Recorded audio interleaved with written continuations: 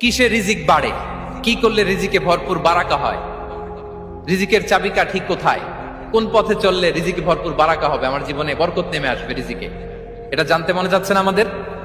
হ্যাঁ, কষ্ট হচ্ছে আপনাদের? কষ্ট হচ্ছে?